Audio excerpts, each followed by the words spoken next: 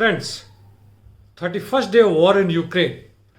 Some changes are visible, some are still not visible. Let us see one by one. On political front, there have been lots of talks from both the sides, propaganda, counter-propaganda. NATO has said that it is going to bolster, create new combat units in Romania, Bulgaria, Hungary and Slovenia. In the meantime, United Nations General Assembly has criticized Russia for the humanitarian crisis in Ukraine. It was expected. Biden says that NATO was never so united before. In which way, what way, we still got to see. But NATO's single role has been as military wing of US and allies to crush the opposition, to destroy democracy in the world over, to destroy the sovereign nations who wanted to use their own resources for their own development. There has been some stories which says that Mariupol is part of DPR. Probably it was earlier also, but not under its control. Now DPR, why it is so thin and thick and part and parcel of Russian and Chechen army working in Mariupol could be understood. Russia will publish a white book and will expose all the crimes by Ukrainian Army against the population in Donbass. That yet to be seen because it will take time. The support by the world population for either of the side is slowly going down. However, there was a huge rally in Israel in support of Russia in its capital. Czech Republic has said that after the war, when the peace prevails, the international peacekeeping force which Poland is planning in Ukraine, it will also like to be part of it. Well, that is to be seen. In the meantime, some news from Yemen. The Houthis militia have shelled through their ICBMs and destroyed Aramco oil companies. And there was huge and massive flames and burns. They know nothing about that as far as the news is concerned. On economic front, I would like to tell you about something on this. It is very interesting. I have been talking earlier also in my various talks. Many of the countries like Africans, undeveloped countries, and even developed countries like Russia, whatever excess of money they have, not only individuals but the governments as well, and of course the top oligarchs, politicians, they stack away their money safely in Western banks, in Western countries. And what happens to them, we have known. And the Western countries very quietly swallow them up in billions of them. Same thing has happened in Russia also. Some of the data, 6 billion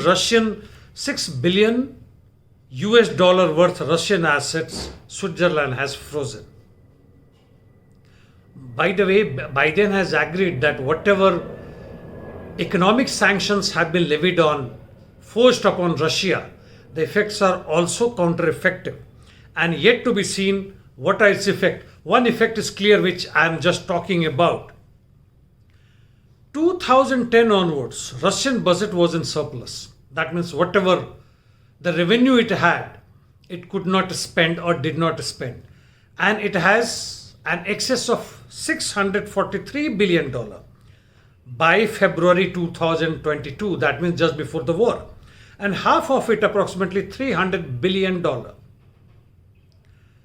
were stored as a safe measure in Western banks.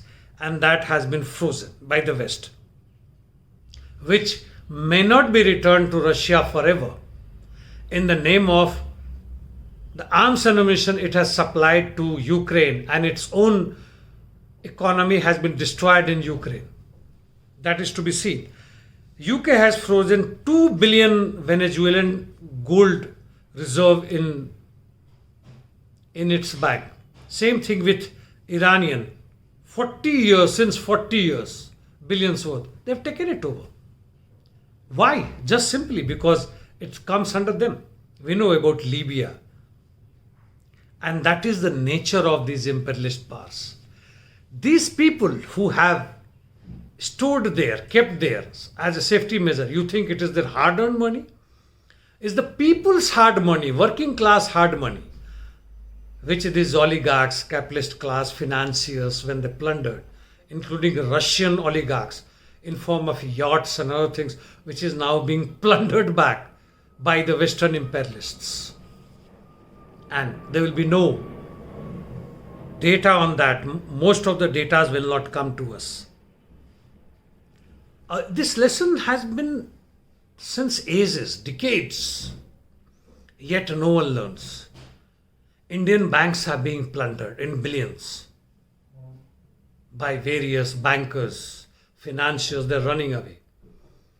And they have been given shelter in UK, in Switzerland, in South Latin countries, and in various countries known to Indian politicians and lawmakers.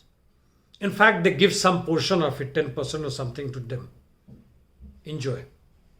In various form. And one of the form is also that they share it in PM Care Fund as well as in election bonds. When you want to really build your country, socialist economy you want to build, that is people's democracy, you do not depend on others' help with their terms and conditions. If you accept their terms and conditions, their political power come and control you. Their hegemony controls you. You do not remain a sovereign country anymore. And socialist construction is entirely different. And why should you have your money in different country? They only one logic, that you have plundered your own people and want to save there. And these vultures, hyenas sitting in Western powers, the monopolies, they have no shame. Ruthlessly waiting for you to die, to fall. And then they plunder you. That's what's happening. Who is suffering? The people of Ukraine. Well, friends, to sum up little bit part of more from military. Yeah, militarily I haven't talked much. So, as far as Russia is concerned, they claim that the Russian military has lost about 13 to 1400 army personnel and close to 4,000 wounded. Ukraine Air Force and Navy by and large have finished. Air defense system in eastern Ukraine is almost finished, and Western power agree that once it withdraws and comes to second line of defense to save the western part and its capital, Kyiv, then they will have a different kind of problem. And Ukraine has lost more than 30,000 troops and more than 30,000 wounded badly. More than 1,500 tanks out of total 2,400 it was supposed to have is gone. Various small other establishments has been captured by Russian troops like Izium. Kharkiv is under heavy bombardment and shelling. Its airport and all that have gone. Wherever the Russians, through their own military intelligence and otherwise, have found, they have bombarded. Kyiv and surrounding settlement and villages are under heavy bombardment. Mariupol is almost can be taken as fallen, and therefore the Odessa mayor has rightly said that the next encirclement by the Russian army will be Odessa. It is likelihood.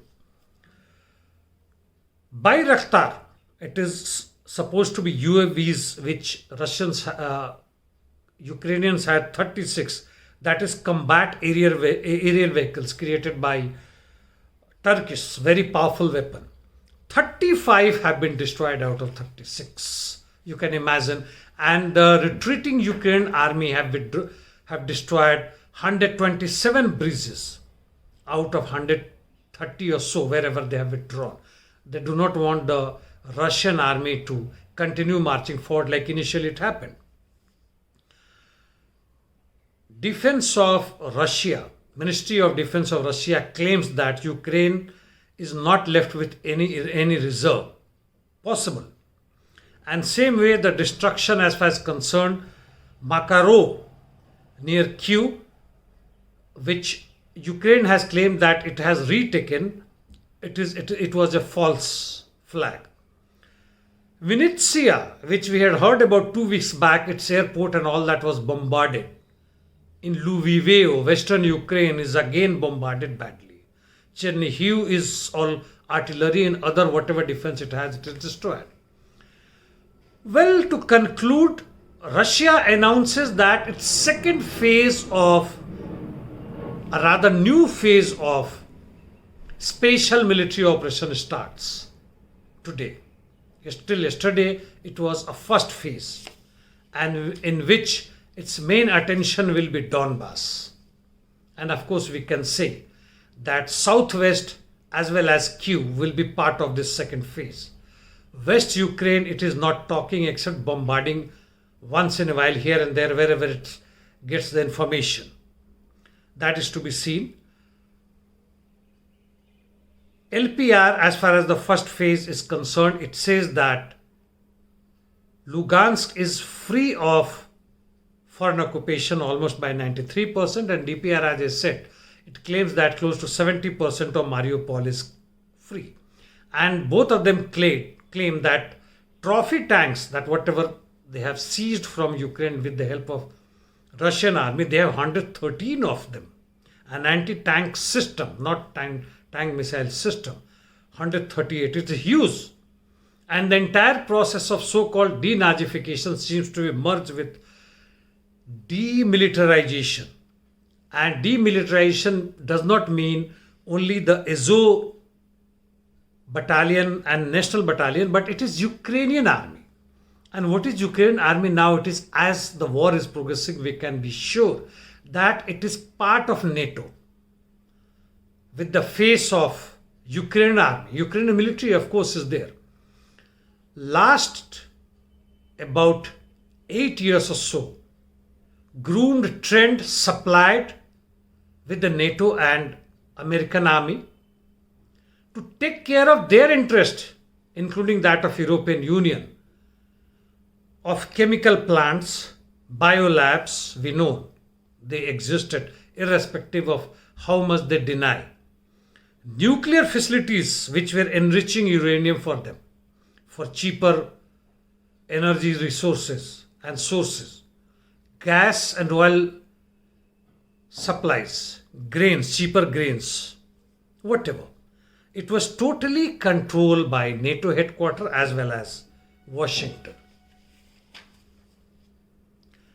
And last but not the least, earlier we had come to know, when Biden was the vice president till 2017, that Biden was aiding, economically helping, and his son in these biolabs, and was told that no, it is wrong, false, Russians propaganda. Again, New York Times have said that actually that whatever exposure came from the Biden's unwanted, disguised exposure of his old laptop is true.